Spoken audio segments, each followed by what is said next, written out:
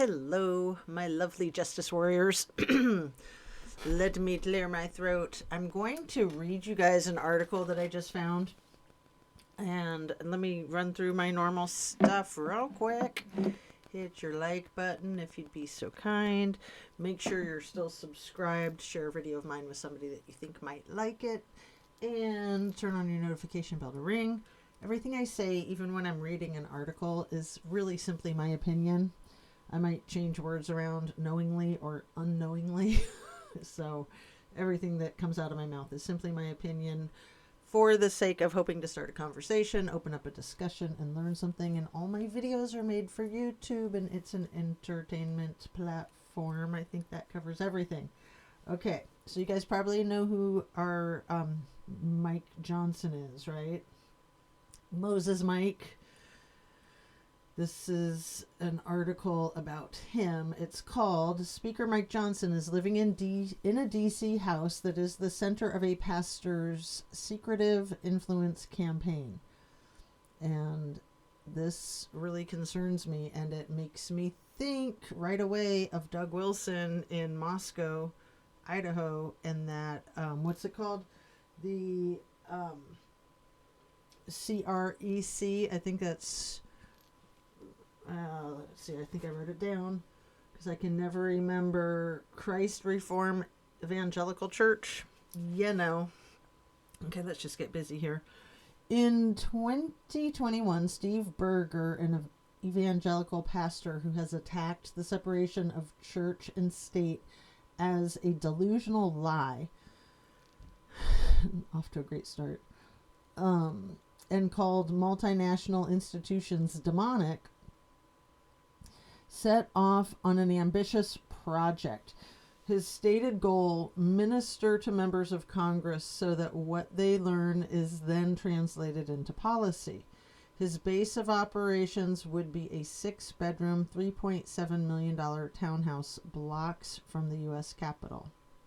Wow, $4 million townhouse. Sounds lovely. Everything in D.C. is really expensive, so... Recently, the pastor scored a remarkable coup for a political influence project that has, until now, managed to avoid public scrutiny. He got a new roommate. House Speaker Mike Johnson has been staying at the home since around the beginning of this year, according to interviews and videos obtained by ProPublica. The house is owned by a major Republican donor and Tennessee car magnate who has joined Berger in advocating for and against multiple bills before Congress.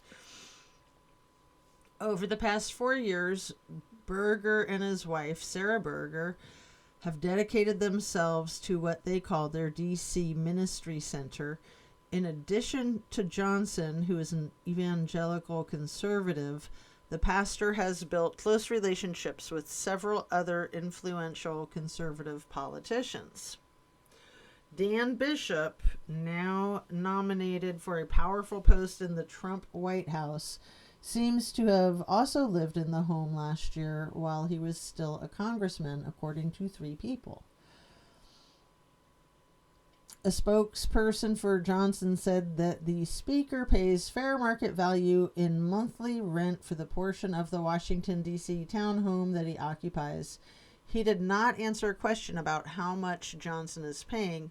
House ethics rules allow members of Congress to live anywhere as long as they are paying fair market rent. The spokesperson added that Johnson has never once spoken to Mr. Berger about any piece of legislation or any matter of public policy. Berger and Bishop did not respond to requests for comment. The Bergers have described their mission as galvanizing political allies to take action. It's just iron shaping iron, Sarah Berger said on a podcast last summer, explaining the couple's approach to political influence. Like, oh yeah, that's why I'm standing firm on this policy. Steve Berger claims to have personally spurred legislation. It's a humbling thing, he said in a sermon in late 2022.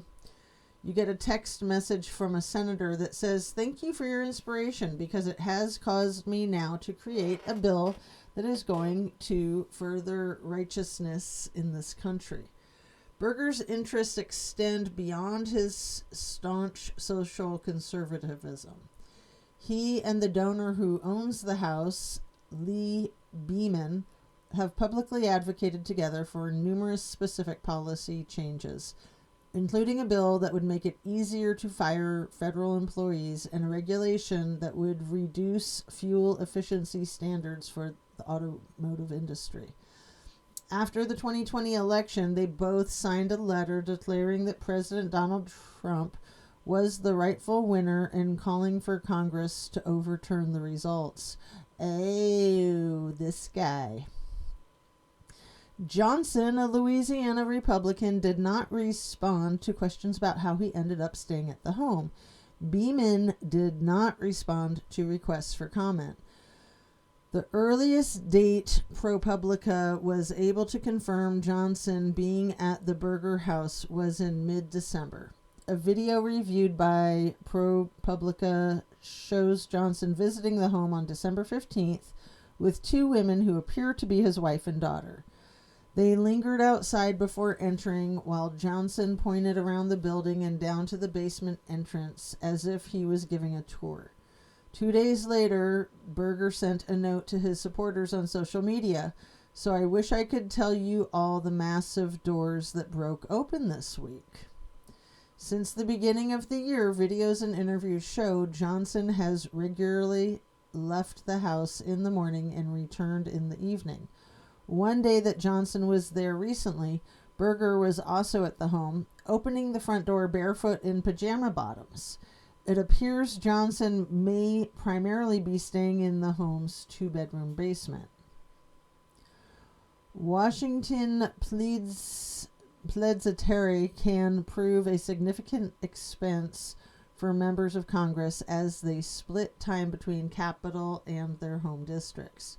Johnson is less wealthy than many other lawmakers. He worked at conservative nonprofits before he entered public service, and on his most recent financial disclosure form, he did not declare a single asset. When Johnson was elevated to be the speakership in 2023, news reports indicated that rather than renting an apartment, he might be sleeping in his office. He's that guy. Lawmakers must report debts, income, and many financial holdings on disclosure forms, but aren't required to list living expenses like rent. The Berger home is in an upscale DC neighborhood full of lobbyists and corporate attorneys. Though it's not clear what the home's basement would fetch on the open market, it's not unusual for two bedrooms in the area to rent for as much as $7,000 a month. Discounts on rent are generally prohibited by house ethics rules as improper gifts, experts said. In sermons and on social media, Berger has mentioned some of the topics he's discussed with Johnson and other members of Congress. Last year, Berger, a passionate supporter of the Israeli right wing, said he'd had a great conversation with the speaker about Israel. Recently, Johnson has described his conversations with Trump to the pastor, according to Berger. After Russia invaded Ukraine, Berger said in a sermon that he'd advised some congressmen to see the conflict through the lens of Ezekiel 38 and 39, parts of the Bible some see as prophesying a great war before the second coming. He did not specify what that meant from a policy perspective. An energetic 60-year-old with a white goatee and penchant for preaching in sneakers and jeans, Berger has strong views on a wide range of issues, including economic policy and public health. He is vehemently opposed to the World Health Organization, which Trump moved to withdraw the U.S. from last month, and recently predicted that COVID-19 vaccines will result in young people dropping dead all over the place. He attacked the World Economic Forum at length in a recent sermon, accusing it of taking advantage of COVID-19 to implement their satanic plot. Berger is also against same-sex marriage, saying it opens the door to all manner of sexual depravity and wickedness, though he has said he has friends who are practicing homosexuals, people I care about. He opposes homosexuality and heterosexual sin in equal measures, he said, referring to acts like watching pornography and sex between unmarried adults. Berger's operation is organized as a nonprofit called Ambassador Services International, which runs on a budget of around $1 million per year, according to tax filings. The home where it is registered in Washington and where Johnson has been staying was purchased in early 2021. Once the home of abolitionist Frederick Douglass and later housing the Smithsonian Museum of African Art, it was advertised at the time as a 4-level Second Empire-style townhouse of impeccable elegance and exceptional scale, offering bespoke tranquility in a coveted location. The buyer was Crockett Ventures LLC. Corporate filings show its sole owner is Beeman, the donor and businessman who built a fortune on a chain of car dealerships started by his father. He has given millions to Republican political groups, including large donations to the Trump campaign and political committees for the Heritage Foundation and the House Freedom Caucus. Heritage Foundation. He's also served as the treasurer of a congressional campaign. Beeman was once so fed up with the restrictions that came with owning a home on a government-controlled lake that he bought a sprawling property with a 50-acre private lake of its own, according to a profile in an architecture book.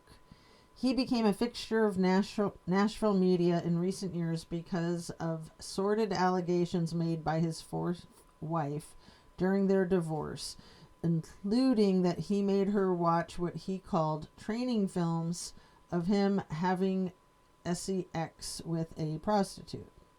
Beeman's lawyer wrote at the time that his wife's filing contained impertinent and scandalous matter only meant to harass Mr. Beeman. Beeman has attended a Tennessee church that Berger founded, but it's not clear what role, if any, he plays in the pastor's influence project in Washington. It's also unclear whether the pastor's nonprofit pays for the use of the Capitol Hill townhouse. Berger came to prominence in his home state as the longtime pastor of Grace Chapel, a large church outside Nashville whose members have included the current governor of the state. In 2021, Berger left the church and he and his wife launched their project in Washington. He soon began Bible study sessions with senators, representatives, and congressional aides, according to the Bergers. Meanwhile, Sarah Berger spent her time in relationship with and pouring into the lives of congressional wives, tax filings say. Listen, I have confessed things to Steve that I wouldn't normally confess to anyone else. Mark Meadows, a White House chief of staff in the first Trump administration, who remains an important ally of the president, said in a 2023 event with Berger, "We have been praying together, having a Bible study each and every week, not just me, but several members of Congress. A group of congressmen gathered on stage together to speak at the pastor's 60th birthday party in October, including Bishop Republican Barry Moore, Republican Andy Ogles, and Republican Warren Davidson. All four are current or former representatives of the hardline conservative House Freedom Caucus. None of the four responded to requests for comment. Evidence suggests that Bishop has also recently lived at the Capitol Hill townhouse. These neighbors told ProPublica that the FBI visited them this month, asking about Bishop. seemingly as part of the background check for his White House job. They said that address, said one neighbor, adding that the agent showed a photo of Bishop. They said, he lived there a couple of months ago. Do you know him? Trump has nominated Bishop to be deputy director of the Office of Management and Budget, the powerful White House office that recently moved to freeze funding streams across the federal government. Berger celebrated the nomination on Instagram. I want to congratulate my dear friend and brother, Congressman Dan Bishop, for accepting this incredible opportunity. I think that's the whole thing. So I was inspired by another content creator. The name of the channel is called I've Had It, and I've been enjoying a lot of their content lately. So she brought this to my attention, and I'm just kind of blown away. I'm going to go ahead and wrap this up so it's a nice short video, since I usually do relatively long lives these days, and I'm trying to think about getting into some shorter videos so that people can watch my channel that don't have all that time to invest in watching a live. So on that note, peace out, love and light. Thanks for watching. What else? Yeah, just take care of yourself. Have a great day.